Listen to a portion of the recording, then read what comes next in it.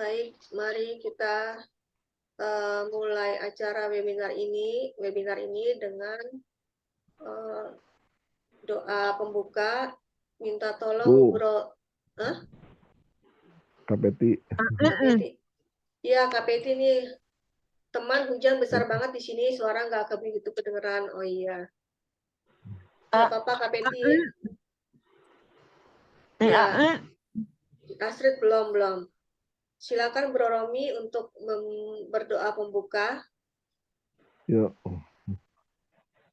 Baik, sebelum kita memulaikan acara kita malam ini, mari kita bersatu. Bapa yang di surga, kami kembali mengucap syukur atas berkat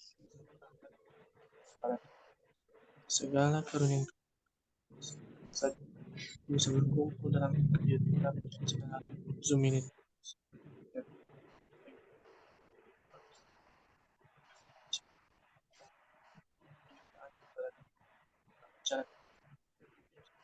Berkati dokter yang akan memberikan kami wawasan dan menjawab pertanyaan-pertanyaan kami yang telah kami ajukan. Demikian Tuhan, doa kami ini kami serahkan. Dalam nama Yesus kami sudah berdoa. Amin. Amin. Terima Amin. kasih. Agak putus-putus ya? Iya. Jauh soalnya. Iya. Mati lampu juga di sini. Oh, oke. Ya.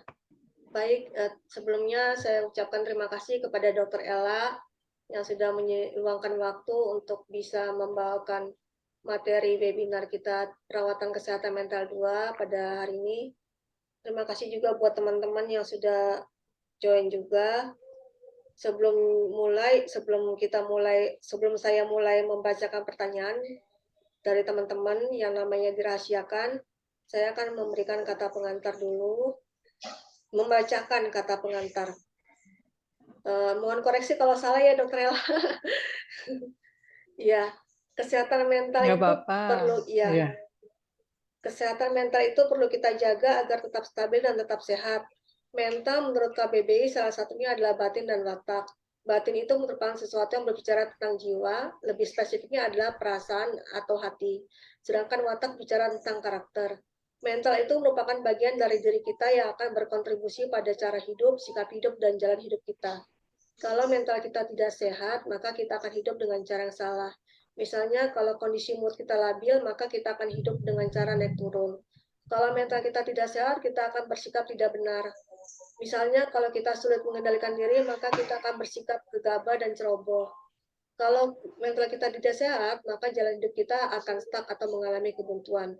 Kalau kondisi kita penuh kecemasan, maka kita tidak akan bisa maju dan jalan hidup kita menjadi stuck atau buntu.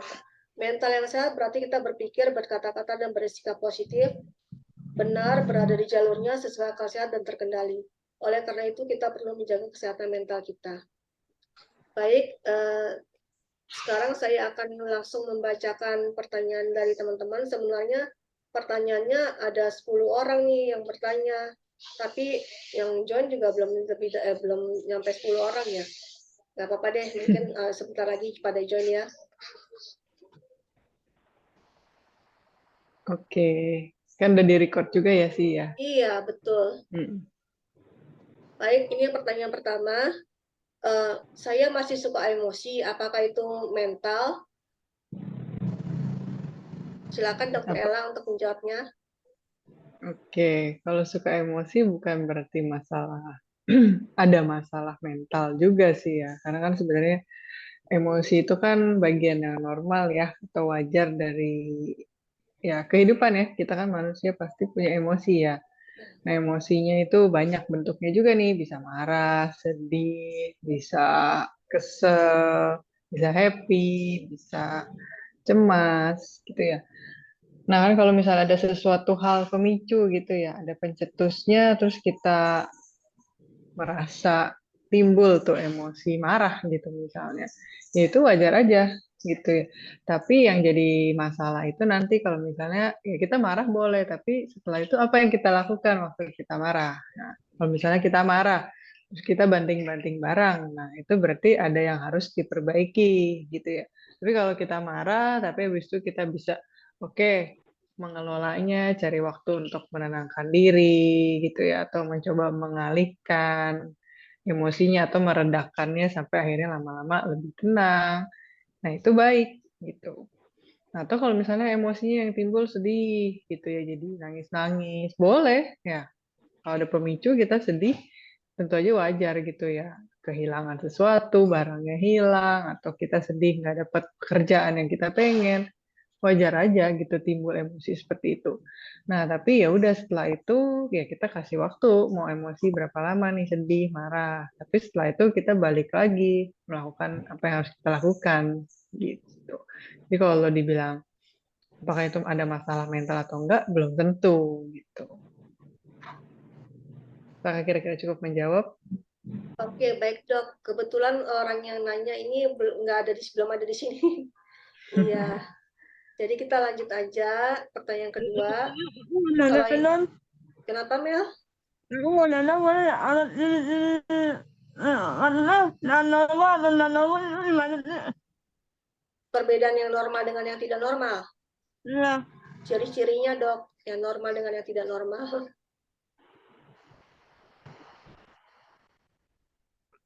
Apanya tuh emosinya? Apanya Mel? Maksudnya, malahnya gimana? Maksudnya, malahnya untuk yang umur yakni dengan dia, maksudnya Apa Mel? dengan umur yakni dengan dia. Komunikasi Maksudnya dengan udah dia. jadi malam-malam nih. Maksudnya Jadi udah malam-malam nih. Ya umur yakni dengan dia gimana sih? kalau dia suka marah-marah, komunikasi dengan dia caranya Iya, gimana gitu? iya. Oh iya begitu dok. Gimana sih?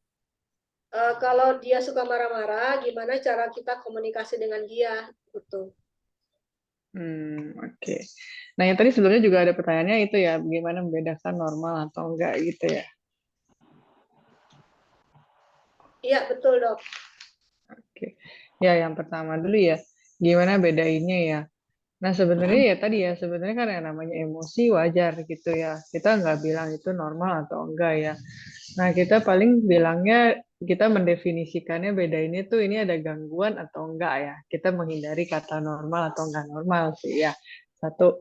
Nah, kedua, kalau yang dibilang gangguan itu sih kalau memang sampai mengganggu ya, mengganggu, misalnya mengganggu pekerjaan ya. Gara-gara dia suka marah-marah terus, sampai maki-maki orang, nggak bisa mengontrol diri, akhirnya dia sampai kehilangan pekerjaan, dimusuhin semua orang. Nah, itu kan udah mengganggu gitu ya.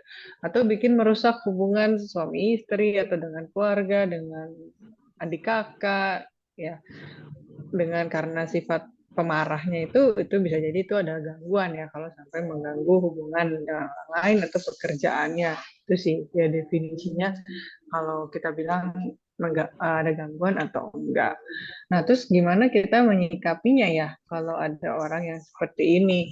Ya, kita perlu tahu juga nih kira-kira orang ini apakah dia mendadak menjadi seperti ini. Misalnya baru-baru ini aja nih dia berubah, tadinya orangnya ramah, ceria, terus mendadak beberapa bulan ini jadi marah-marah mulu.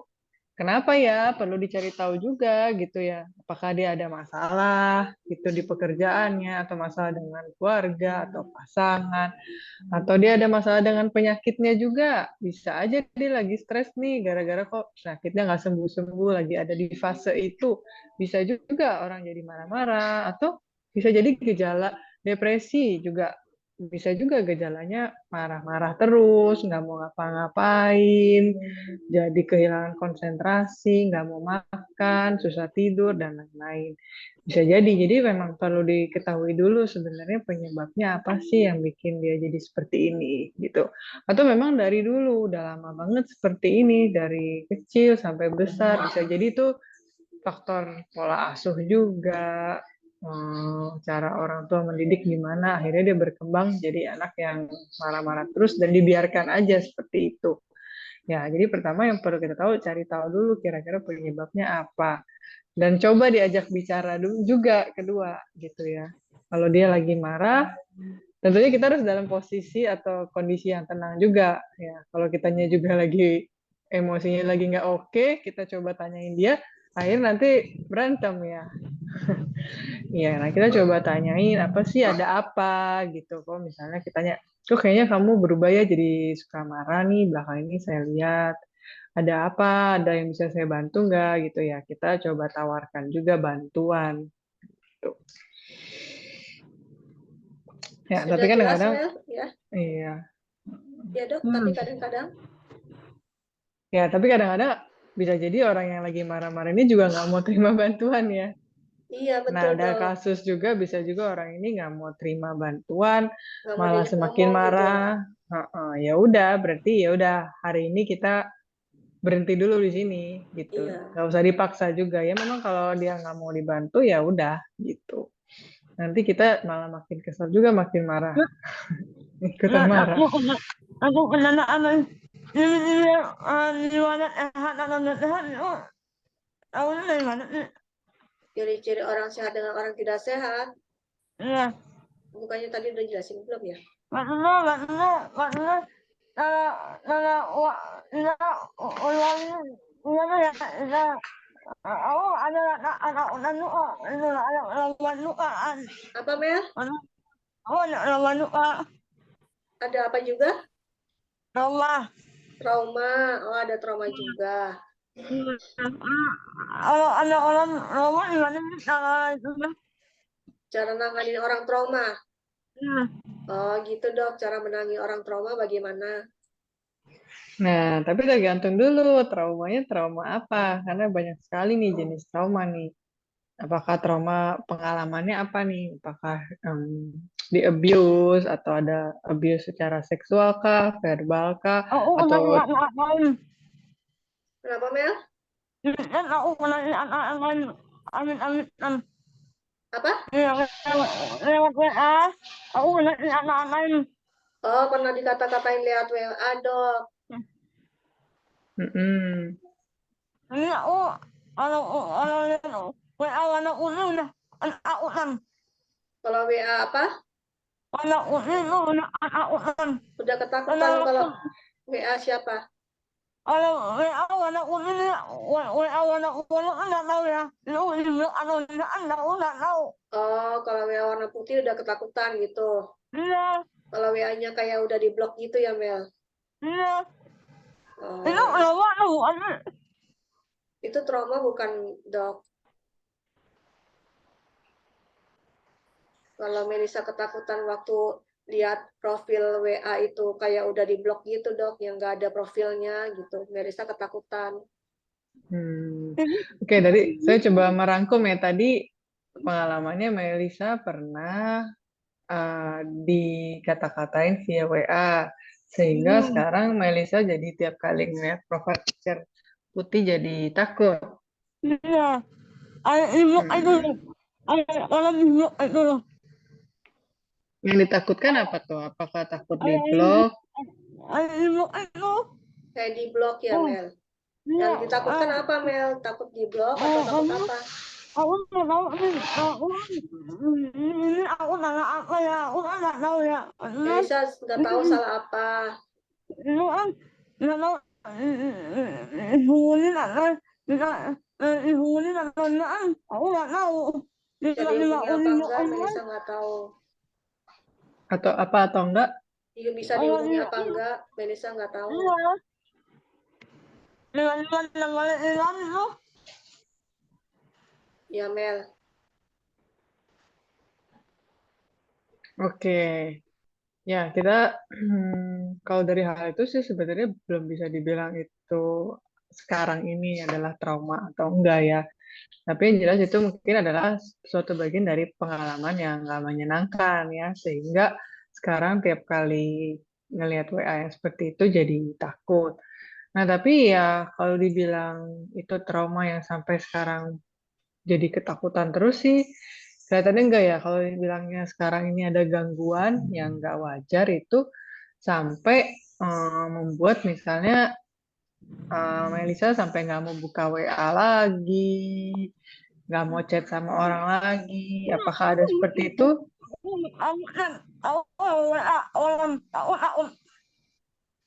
WA orang takut. iya WA orang takut. Jadi nggak WA orang lagi ya Mel. iya Kalau anu taklum, Apa? kalau anu taklum. Taruh di status aja. Kalau Melisa Ya. mau ngomong apa-apa, ditaruh di status. Ya. Oke. Tapi kalau misalnya Japri sama orang lain, misalnya chat sama Sisi gitu, atau di grup ini, Kalau itu aku tidak berani. Kalau WA di grup nggak pribadi, berani. Kalau WA pribadi berani. Iya. Iya. Oh, oke. Aku lantan balik-baliknya nanti bukan maklum. Aku tahu nih, aku lantan balik. Aku Ukuran tahu Melisa dulu. kalau nulis kebalik-balik mau bro Ya. gitu. Aku tahu dulu itu. Ya. Gimana Sisi? Melisa kasih tahu dulu kalau kekurangan Melisa itu kalau nulis kebalik-balik. Misalnya saya mau makan Oh. jadi saya makan mau gitu. Oh, oke. Itu yang bikin jadinya agak takut dalam menulis seperti itu. Iya. Oh, oke. Nah, tapi kan artinya yang ditakutkan selektif juga nih ya, nggak semua hal ya. Artinya nggak sama semua orang Melisa takut chat ya. Misalnya kalau Japri sama Sisi atau ya misalnya sama Kalau Pak WA Yudi, harus ada foto. Kalau anak WA harus ada fotonya. Kalau ada foto aku nggak malu. Kalau WA harus ada fotonya. Kalau ada WA aku nggak malu. Ada fotonya aku nggak malu. gimana tuh sih? Kalau apa Mel? Anak fotonya di WA malu aku malu. Kalau ada fotonya, kalau ada foto profilnya dibales. Kalau nggak ada fotonya baru nggak dibales. Nggak Melisa Kalau nggak ada bales. foto, ya. Oh, oke. Nah, sebenarnya Melisa itu nggak ada foto, belum tentu di blok loh. Karena kalau ada yang settingnya nggak di save, kontaknya atau kontak baru itu nggak keluar juga profile picture-nya. Sebenarnya seperti itu sih. Aku udah tahu dulu ya. Aku tahu dulu. Aku udah tahu nih. Aku tidak. Aku udah tahu duluan. Udah takut duluan dimaki-maki orang gitu. Hmm. Iya Mel. Oke Mel. Oke. Oke. Dokter Ella ada mau disampaikan lagi ke Melisa atau sudah cukup kita lanjut? Oke, nah terkait kasus ini sih sebenarnya belum bisa dibilang ya ini apakah memang ada gangguan yang berat atau enggak ya. Tapi ya tentunya memang pengalaman yang dulu itu pastinya berkesan ya sehingga mempengaruhi ke yang sekarang gitu ya. Nah, kalau ini kan yang dilihat sekarang ini kayaknya kan ya banyak ya mungkin banyak kalau buka WA agak takut, di grup takut gitu untuk bicara, terus dengan orang-orang yang nggak ada profile picture takut. Ya memang bisa jadi itu ada sesuatu yang perlu dibereskan ya kalau kita bilang dalam istilah di psikiatri ya itu ada pikiran otomatis namanya ya. Misalnya, oke setiap kali saya Itu aku belum makan. Pak Mel? gimana? Itu aku belum makan. Itu Melisa kenapa? Kalau udah itu aku harus makan. Harus ngapain? Iya, harus ngapain Melisa?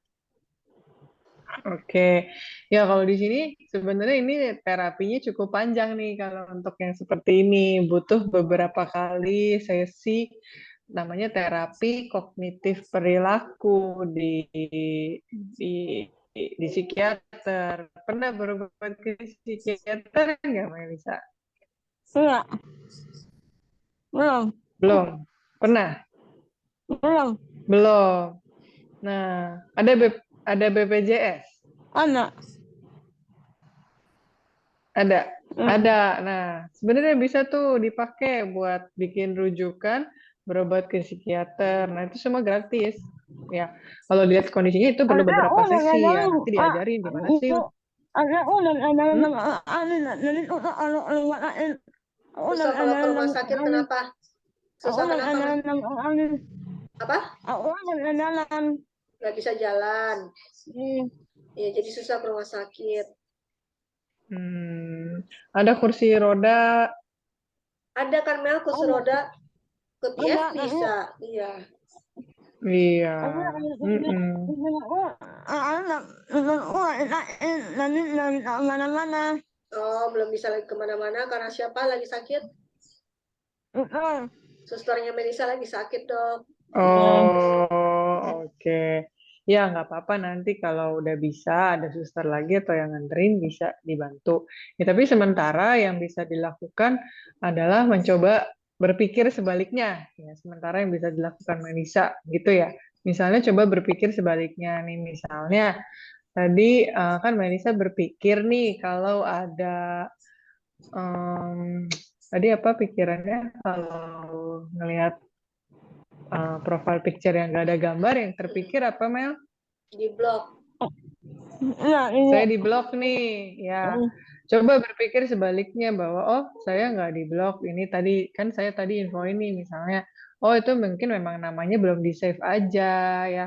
Kalau namanya nggak di save nggak ada muncul profile picture-nya. Jadi kita bisa coba berpikir bahwa oh itu nama saya memang belum di save aja sama orang itu. Oh saya belum di blok kok belum tentu di blok gitu. Jadi coba Positive, berpikir sebaliknya atau mencari pikiran lain seperti itu, positive Mel. thinking.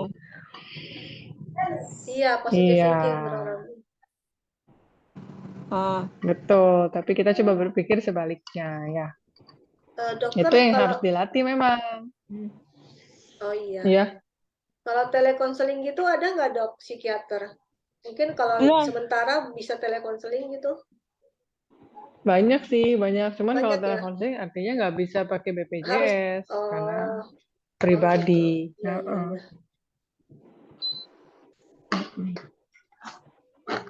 Sudah ya, Melisa. Ya, makasih ya, Bu. Iya, makasih, Dok. Kasih. Oke, kalau gitu saya bacakan pertanyaan nomor 3 dan nomor 2 apa nomor 3? Bagaimana cara kita mengatasi minder? Oke, caranya coba berpikir akan kelebihan kita. Nah, misalnya atau kekuatan kita gitu ya. Karena setiap orang walaupun event yang kelihatannya sempurna tetap punya kekurangan juga. Tapi kita walaupun orang yang punya kekurangan juga pastinya tetap ada kekuatannya atau kelebihannya. Nah, itu yang bisa coba dicari ya. Misalnya kayak saya lihat Sisi gitu ya. Walaupun ada kekurangan tapi Sisi juga sendiri punya banyak kelebihan ya dengan keterbatasan yang ada bisa menulis ya, bisa nyanyi, Oh banyak iya, sekali tulisannya, bikin renungan. Ya. saya bisa Renungan-renungan itu baca juga tulis kan dari termasuk, TK, Dok. iya.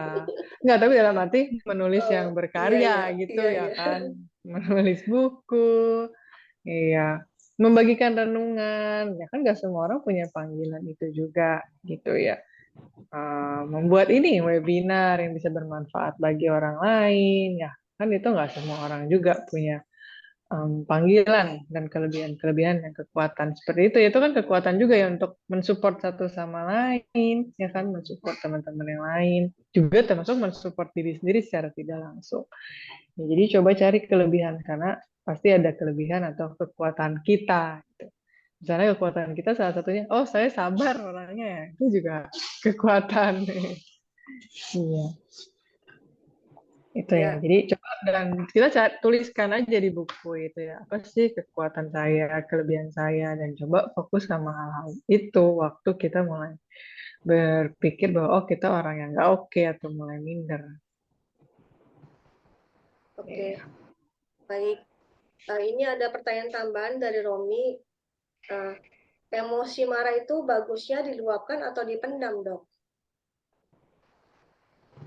Oke bisa dua-duanya sebetulnya ya nggak harus nggak hanya ada satu cara yang benar gitu ya nggak jadi nggak pernah ada jawaban pasti untuk itu ya. Tapi ada waktunya. Jawabannya ada waktunya untuk diluapkan, tapi juga dengan cara yang sehat gitu ya. Bukan berarti diluapkan kita boleh kalau kita kesal sama si A terus kita boleh pukulin si A kan enggak ya. yang diluapkan ya kita rasanya pengen mukul. Nah, ada istilah kita bisa mensubstitusi gitu ya, mengganti mukul orang, kesel sama tuh orang dengan mukul, misalnya mukul barang atau mukul bantal gitu loh ya. Mukul samsak, main tinju. Nah, itu kan boleh disalurkan tuh kalau ditinju mau mukul orang. Tapi kalau mukul orang secara langsung kan nggak boleh tuh kalau bukan tinju. Nah, atau kadang-kadang ya ada waktunya juga untuk diam gitu ya, nggak harus selalu diluapkan. Kadang-kadang ya perlu diam juga, nulis gitu. Nah, tapi memang kalau terlalu banyak selalu dipendam itu juga nggak baik ya. Memang bisa dibilang banyak juga kejadian orang yang mendam terus, nggak pernah cerita ke orang lain. Akhirnya muncul juga bisa meledak di kemudian hari gitu ya. Dikumpulin, nanti pada akhirnya meledak. Ya, sebaiknya juga jangan gitu ya. Kita sebenarnya bisa juga saluran yang baik adalah coba cerita gitu ya. Oke, Cerita Pak itu salah Yudi, satu. saya hadir, Pak. Ya, Ya, cerita sip, itu sip. juga salah satu meluapkan atau mengekspresikan emosi yang baik juga. Ya, baik Dok. Sudah jelas Romi? Udah Kak, udah. Ya, ini pertanyaan selanjutnya. Saya sering gelisah memikirkan saya ini tunanetra, tapi bisa setara hidupnya dengan orang lain. Setelah lama merenung, tidak mungkinlah situasi kondisi setara itu. Tetap diri ini beda dan terbatas. Walau hari ini banyak alat bantu akses seperti HP, laptop bicara, dan lain-lain, tetap tidak bisa mengejar level mutu hidup orang lain. Saya diminta sadari untuk punya sikap setara. Tapi saya sadari di negara ini masih utopis. Bagaimana saya bisa tidak sinis terhadap tuntutan kamu harus setara ini? Jadi dia mendapat tuntutan untuk mempunyai sikap setara gitu. Oke, maksudnya dia mendapat tuntutan dari lingkungannya. Iya, betul. Oke, dalam lingkungan pekerjaan atau keluarga atau gimana? Belum nggak dijelaskan gimana ya, Dok. Oke. Ya memang kalau tunanetra memang agak sulit ya. Pastinya kalau dituntut kesetaraan, ya pastinya sulit juga ya. Memang ini kesulitannya dan tantangannya ya dari masalah-masalah yang dihadapi. Tapi kan ya memang tetap nggak ada yang sempurna ya. Tapi kan pemerintah misalnya juga mencoba ya membuat peraturan bahwa orang-orang dengan disabilitas diberikan kesempatan juga untuk bekerja. Memang tapi kan nggak berarti artinya seluruh perusahaan di Indonesia langsung menerima orang disabilitas. Nggak juga kan ya. Tapi kan ya ada orang-orang yang mau berusaha untuk memberikan kesempatan ya yang sama gitu.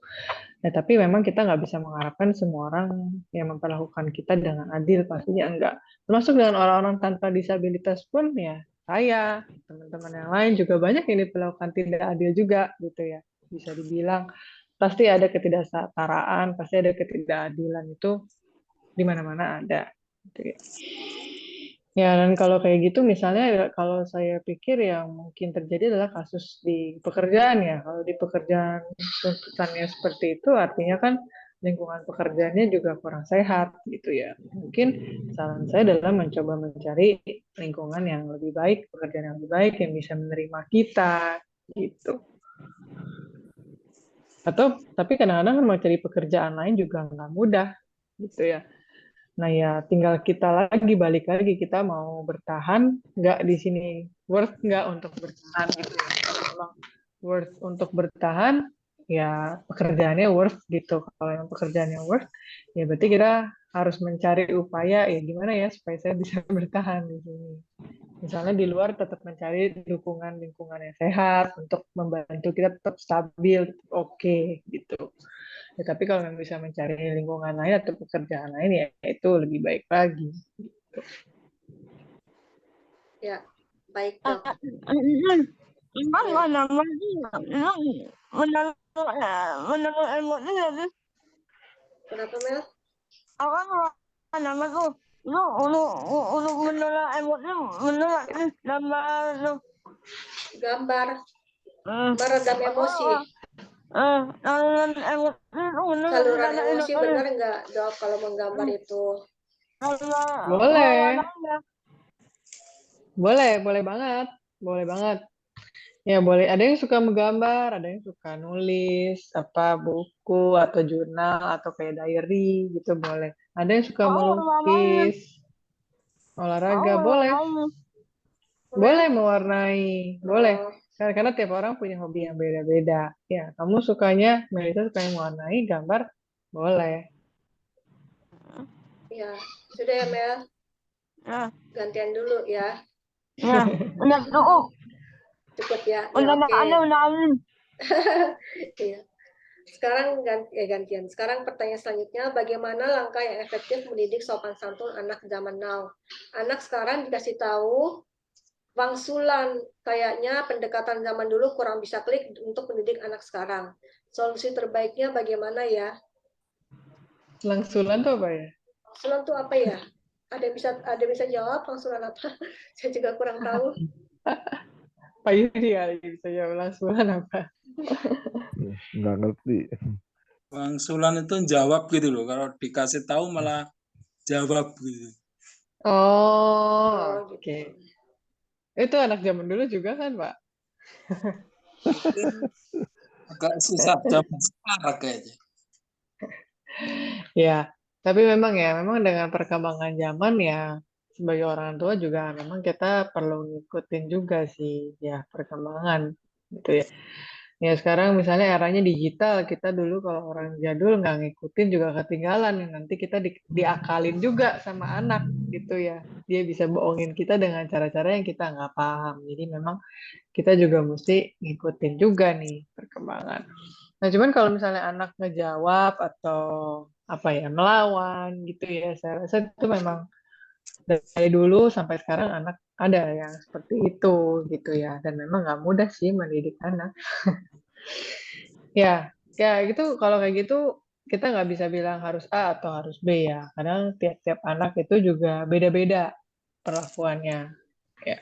Dan memang yang pasti kita tetap harus tegas ya. Bagaimana kita orang tua harus tegas sama anak, tapi juga bukannya bukannya kasar atau maki-maki juga gitu. Kadang-kadang anak perlu dihukum juga gitu ya. Dan kita perlu memperingatkan. Kita tetap boleh, kita sebagai orang tua boleh mengingatkan, kamu kok nggak sopan menjawab kayak gitu gitu. Kadang-kadang kita boleh ancam juga, oh kamu kalau kayak gitu mama atau papa nggak kasih kamu apa gitu ya, yang dia suka gitu. Boleh gitu ya. Kadang-kadang kan anak-anak beda-beda juga ya. Ada yang lebih lebih cocok dikasih hukuman, ada yang lebih cocok nggak dapat reward atau nggak dapat hadiah kalau dia nggak sopan misalnya. Gitu. Nanti tergantung yang bisa diterapkan ke anak yang mana. Dia lebih takut dihukum atau lebih takut nggak dapat sesuatu yang dia inginkan. Nah itu yang bisa coba. Yang pasti ditegur juga tetap harus. Ya, baik dok. Sekarang ada satu lagi, masih ada beberapa sih. Nggak apa-apa. Sebulan yang lalu saya bernyanyi menggunakan ukulele di acara ibadah sekolah. Sebelum penampilan saya sudah hafal lirik dan kuncinya. Saya sudah menguasainya, tapi saat penampilan saya mendadak lupa lirik di bagian ref dan kuncinya banyak yang salah-salah. Kadang juga saat saya bernyanyi depan banyak orang, bibir saya agak gemetar gitu. Bagaimana cara mengatasi masalah saya ini? Soalnya ini sangat mengganggu, padahal saya sangat senang sekali tampil depan orang. Oke. Pertanyaannya, hal ini baru terjadi berapa kali gitu ya? Atau udah sering terjadi? Kalau mungkin baru-baru ini ya perlu dicari tahu juga sih sebenarnya kira-kira ada apa gitu kan. Artinya dulu-dulu fine-fine aja, tapi baru 2 kali ini ada masalah gitu. Apakah itu karena audiensnya atau karena audiensnya beda atau audiensnya banyak banget? Atau mungkin karena kurang latihan? Atau mungkin memang karena sangat cemas gitu ya. Tergantung juga nih perlu dicari tahu apa penyebabnya. Satu, ya. Kedua, ya memang kalau cuma sekali dan udah latihan banyak nih misalnya, tapi cemas banget, artinya waktu di panggung aja nih gugup banget sampai akhirnya nggak bisa perform dengan baik. Artinya kita perlu coba menenangkan diri juga sebelum perform gitu ya. Ya coba kadang-kadang perlu juga nih kalau lagi berdebar-debar sekali, tegang sekali, boleh tarik napas, buang napas gitu ya sambil memejamkan mata beberapa detik atau kalau perlu beberapa menit sih gitu ya untuk coba memenangkan diri. Dan di rumah juga boleh latihan tuh, latihan dengan audiens juga, misalnya di rumah membayangkan perform di banyak orang, atau kalau perlu undang nih teman-teman di grup sini untuk dengerin gitu, saya mau latihan perform. Nah itu sebagai contoh audiens yang rame, itu juga bisa. Tuh ya, jadi ya itu yang bisa dicoba ya, coba perform dengan audiens yang banyak, dengan teman-teman atau keluarga orang yang familiar dulu lah gitu ya. Dan sama coba ya tadi relaksasi, coba tarik napas, buang napas untuk coba menenangkan diri. Boleh saya Iya. ini sharing sebentar, dokter. Iya boleh. Saya sendiri punya pengalaman seperti Romi nih. Malah saya kalau itu, tangan saya udah ini ya berkeringat dah istilahnya ya. Tuh kalau ngomong gitu tuh ngomong gitu ya. Itu dari kecil. Nah, kenapa begitu? Seringkali itu kalau saya trace ke belakang, ternyata saya pernah suka dibentak gitu. Dibentak oleh orang tua saya atau dipukul tanpa sabab gitu. Jadi saya ketakutan kalau ketemu orang tua, langsung ngumpet gitu. Jadi ketemu guru tuh saya bisa di belakang pintu ngumpet gitu deh. Ya, ketemu guru saya sikapnya baik, kenapa? Ketakutan banget gitu aja. Nah itu saya buat saya tuh kalau maju ke depan nggak bisa, ngomong nggak bisa. Gitu. Jadi itu perlu pelatihan yang lama untuk bisa tuh baru bisa ngomong. Jadi saya ngomong begini nih udah satu yang luar biasa. Dulu nggak bisa. Bahkan sampai SMA saya baca koran nih nggak bisa loh. Bayangin gitu. Jadi itu pengalaman saya di situ. Jadi ini ya karena dibentak, karena salahin tanpa sebab, saya nggak ngerti kenapa, tapi dihajar-hajar, wah nggak ngerti deh gitu. Ya itu saya ngalamin sih. Oke, nah tapi kalau lihat sekarang nggak kayak orang yang pernah ada pengalaman susah ngomong di depan umum ya. Saya ya latihan diri, nggak tahu kenapa ketemu orang yang mau latih terus. Dari SD ketemu guru yang, Pak Yudi, nih, Yudi, Yud, kamu kasih buku ini ke Ibu Ratna. Ya Bu, wah saya kan takut dong. Saya ketuk pintunya takut gitu. Bu Ratna tahu, tapi saya dioper sama Ibu Endang gitu ya. Kenapa Pak Yudi nih gitu? Yuk sini maju gitu. Mau apa gitu? Saya nggak berani tuh, bu gitu kan ya. Kamu mau kasih ini ke ibu ya? Iya gitu. Oh gitu. Makasih ya. Coba kamu ulangi lagi gitu. Kadang gitu tuh. Diulang-ulang terus. Jadi guru-guru sekali gitu. Atau suruh bel di tempat ada kepala sekolahnya. Kan saya takut tuh ada kepala sekolah gimana nih gitu. Tapi ya belajar. Jadi ada ketemu guru SD, SMP sampai universitas ketemu orang seperti itu. Anehnya sih itu ya, gitu. Tapi betul banget sih Pak. Itu ya memang obat ya, dalam tanda kutip obat yang paling baik mengobati ketakutan itu memang nyebur langsung ya. Ibaratnya orang nggak bisa berenang ya caranya ya memang harus berenang gitu ya, diceburin langsung. Ya latihan terus gitu. Betul, ya, memang latihan terus berulang kali sampai ya akhirnya fasih, lancar, nggak terlalu gugup kan pelan-pelan ya Pak. Prosesnya berapa tahun tuh? Wow, bertahun-tahun. Bertahun-tahun. Lumayan lama. Iya. Jadi ya buat Romi ya latihan terus bertahun-tahun sampai akhirnya nanti udah tenang. Ya mungkin bermanfaat ya buat Romi. Baik. Ya, makasih Pak Yudi. Ya, sip. Bagaimana cara ngatasi mengendalikan diri? Kadang saya suka susah ngontrol diri, kadang tiba-tiba ingin marah, sedih, kadang suka hilang-hilang ingatan gitu. Keluhan saya juga susah tidur, gimana? Karena nggak bisa mengontrolnya. Nggak bisa mengontrol apanya? Susah tidurnya. Oh, Saya ulang lagi ya. gitu. Gimana Heeh. cara mengendalikan diri, kadang aku susah kontrol diri, kadang tiba-tiba ingin marah, sedih, kadang suka hilang-hilang ingatan gitu. Keluhan saya juga susah tidur karena nggak bisa kontrolnya. Oke.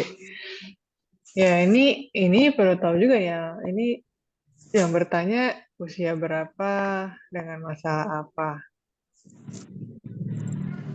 Ada info nggak? Eh, saya kurang tahu dok kalau usianya karena Oh, anggota baru. oke, Iya. oke, oke. Perempuan, laki-laki? Perempuan usia sekitar 20-30-an gitu dok. Oke, masih muda ya. Iya. Oke. Ya, kalau masalah muda emosi, marah-marah, terus suka lupa, susah tidur, ya ini kemungkinannya juga banyak ya. Bisa jadi memang ada bagian dari suatu masalah mental kah? Karena banyak juga yang gejalanya seperti ini ya. Misalnya kondisi depresi ya, atau gangguan cemas ya itu juga bisa. Tapi lebih ke depresi sih, lebih banyak kayak yang gejalanya kayak marah-marah, mudah kesel, nggak bisa tidur, atau kebalikannya banyak tidur ya. Terus bisa sampai gangguan nafsu makan juga ya. Depresi sendiri juga susah konsentrasi gitu ya. Kalau gangguan cemas juga iya. Jadi ini ada beberapa kemungkinan juga ya. Ya atau kemungkinan yang lain juga bisa sih ya. Ya tapi kalau ini sampai jadinya marah-marah terus, ya nggak bisa mengontrol diri, terus susah tidur, sebaiknya sih memang bisa berobat dulu ya kan. Kayaknya kondisi kayak gini butuh pengobatan dulu gitu ya. Mungkin 6 bulan, 3 bulan sampai 6 bulan, atau mungkin bisa juga lebih lama tergantung. Ya, nah saran saya untuk yang bertanya nih, Mbak yang bertanya, ya bisa berobat dulu ke psikiater terdekat, bisa pakai BPJS, pakai rujukan ya nanti semua di cover itu kalau pakai BPJS. Jadi supaya ditangani dulu gitu kondisinya. Karena kan kalau kayak gini terus juga bisa mengganggu kerja atau kegiatan, aktivitas juga kan ya, apalagi nggak bisa tidur. Nah nggak bisa tidur sendiri, nah ini juga bisa loh apa ya, jadi siklus ya. Karena nggak bisa tidur, otomatis pagi misalnya mesti kegiatan atau dibangunin, akhirnya jadi marah-marah. Nggak bisa tidur itu juga bisa pengaruh ke mood ya, jadi marah-marah terus, gampang tersinggung, bisa pengaruh juga. Ya, jadi bisa jadi juga memang ada masalah insomnia, nggak tahu. Atau mungkin dari penyakitnya atau penyakitnya apa nih saya nggak tahu. Nah, kalau ada penyakit tertentu juga bisa aja mengganggu fungsi tidurnya. Ya, jadi memang perlu tahu sih sebenarnya kondisinya apa nih gitu. Ya, jadi perlu diberesin dulu juga kondisi fisik dan juga psikis gitu. Dokter, menurut saya bahaya Itu Kak, saran saya dokter. sih. Oke dok. Dokter, menurut saya bahaya nggak kalau itu? Kenapa Mel? Kalau menurut saya bahaya nggak kalau unlimitednya itu bahaya atau nggak? Melisa sebentar ya, ini masih ada beberapa pertanyaan. Abis ini ya Mel ya. Ya. Ya. Nah, nanya ini. Nanti Ya. Melisa tanya di WhatsApp, ntar saya sampaikan ke dokter Ella gimana. Udah. Ya. Udah, WA aja WhatsApp. Oke. Ini Ya. ada, ya. Mengapa saat saya sendiri terkadang banyak sesuatu yang menekan saya. Misal, saat saya sendiri sebagai disabilitas netra, muncul rasa takut dan seperti ada yang menemani. Mengapa saat saya sendiri, khususnya di malam hari, kalau ada benda jatuh, saya jadi kaget. Nah, ini tunanetra. Iya. Oke, sebenarnya sih kalau kaget atau kadang-kadang takut sih sebenarnya wajar aja kok ya. Iya. Itu bukan suatu gangguan atau masalah yang serius kok sebenarnya. Gitu. Ya tapi kan mungkin juga, kalau tadi ada yang tapi berasanya ada yang nemenin terus. Nah ini yang mungkin perlu ditelaah lebih lanjut sih. Maksudnya nggak ada orang gitu, tapi kita ngerasa ada yang nemenin. kayak berasanya ada orang gitu ya, tapi sampai terdengar ada orang gitu atau enggak, atau memang ketakutan kita aja ada orang, kita nggak pengen ada orang, tapi kita jadi takut gitu. Tapi sebenarnya itu kadang-kadang ya bisa dibilang wajar juga kalau gitu ya. Kalau kita kadang-kadang ini ya, kalau kita lihat secara emosi ya, kalau semuanya sepi gitu ya, nggak ada orang, kadang-kadang kita berharap memang pengen sih ada yang nemenin gitu. Nah, sehingga timbullah pikiran bahwa ada orang ya apa di sini gitu. Atau sebaliknya sebenarnya kita rasanya takut kalau ada orang yang mana nih. Perlu cari tahu juga. Iya. Tapi sebenarnya kalau yang tadi ya kaget sebenarnya wajar ya. Masih sangat wajar kok. Iya, Dok. Sekarang pertanyaan terakhir, Dok. Saya agak kesepian karena teman-teman di sekolah nggak ada yang mau ajak ngobrol saya. Itu bagaimana, Dok?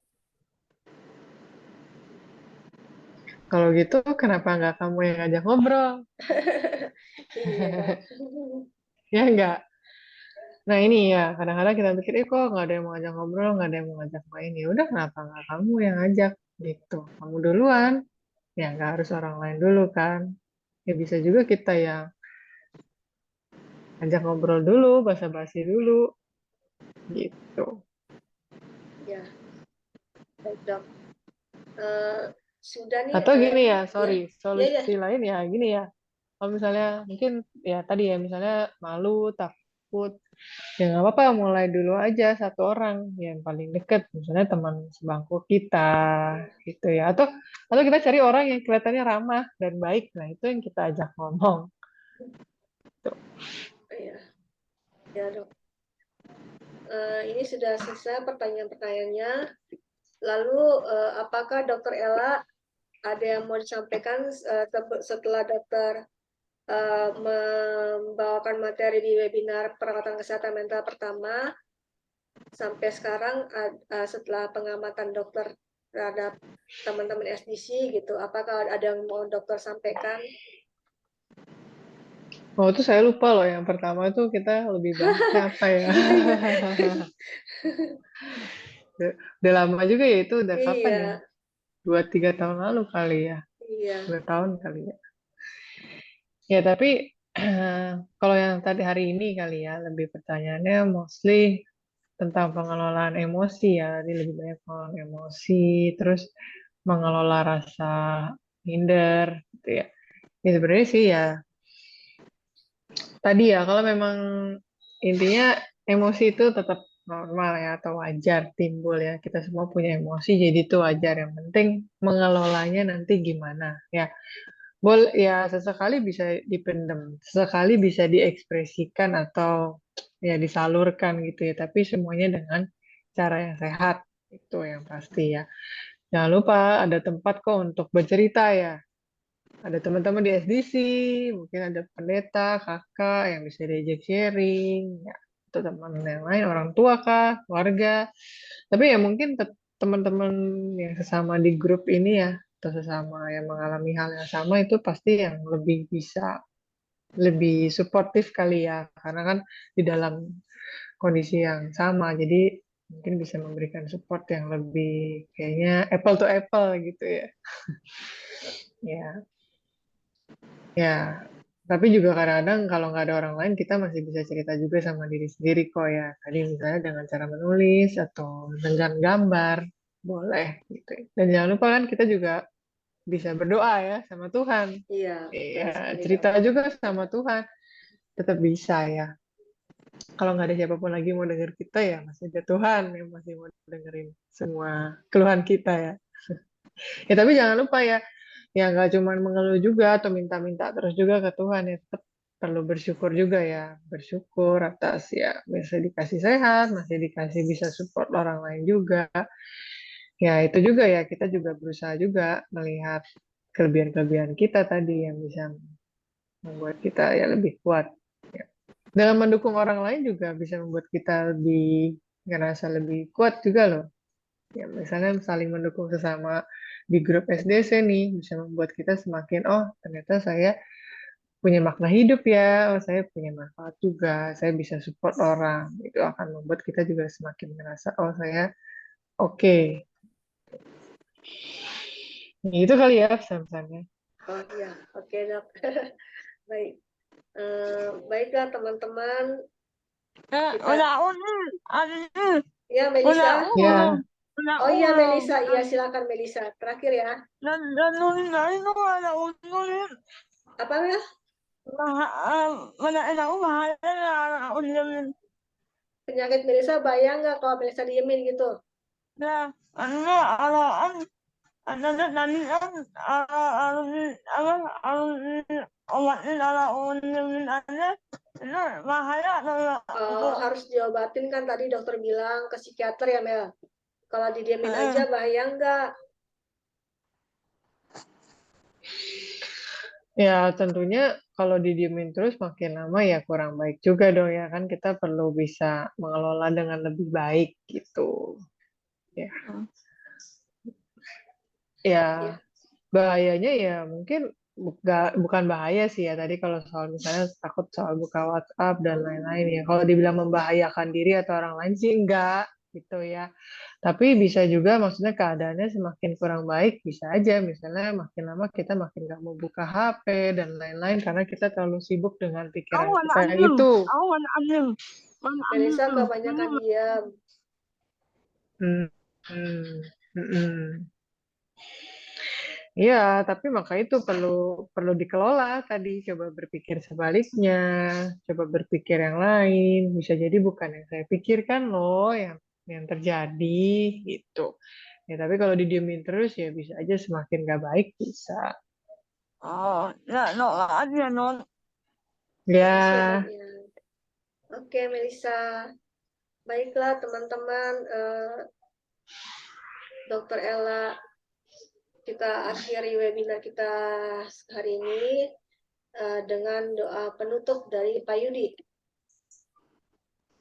Silakan Pak Yudi, ada yang mau disampaikan dulu Pak? Boleh sering-sering. Iya dok. Sebenarnya tiap ya, orang tuh nggak ada apa-apa. pergumulannya. Cuman mereka tuh malu-malu aja gitu. Ya, banyak kita tuh banyak harusnya ketemu nasihat begini bagus nih gitu. Cuma ada orang yang mau terbuka, ada yang takut gitu aja sih. Iya betul. Ini kan saya sekam, nanti saya share di grup boleh ya dok? Boleh. Supaya Ini teman-teman yang lain ya. iya, ya sarana yang baik sih kalau misalnya dibikin itu bagus. anonimus kan mungkin jadi Biar lebih mereka bebas tahu. bertanya kan. Iya, baik. Nggak galak kok gitu. Aman-aman. Kita doa ya. Iya. Iya. Ya Tuhan, terima kasih untuk malam ini. Karena Engkaulah Allah yang kami junjung tinggi Tuhan yang telah menciptakan kami sebegini adanya Tuhan. Ajarkan kami untuk mengenal diri kami dan ajarkan kami untuk mencintai sesama, juga mencintai Engkau Tuhan. Banyak pergumulan yang masih kami harus hadapi. Tuhan tolong kami satu persatu Tuhan. Banyak pertanyaan yang mungkin masih ganjel atau belum selesai. Tuhan tolong kami Tuhan. Biar Kau pakai Dr. Ella ini Tuhan menjadi alatmu Tuhan untuk boleh meluruskan buat kami itu boleh makin bisa tahu Tuhan harus bagaimana menangani diri kami sendiri Tuhan. Terima kasih untuk waktu ini Tuhan. Kiranya berkat-berkat-Mu ada pada Wela dan kami semua. Dalam nama Yesus kami doa. Amin. Amin. Amin. Terima kasih ya. Dokter Terima kasih Ella. semua ya, Dokter Ella ya. Terima kasih Dokter Ella. Thank you ya. Terima kasih semua. Yo.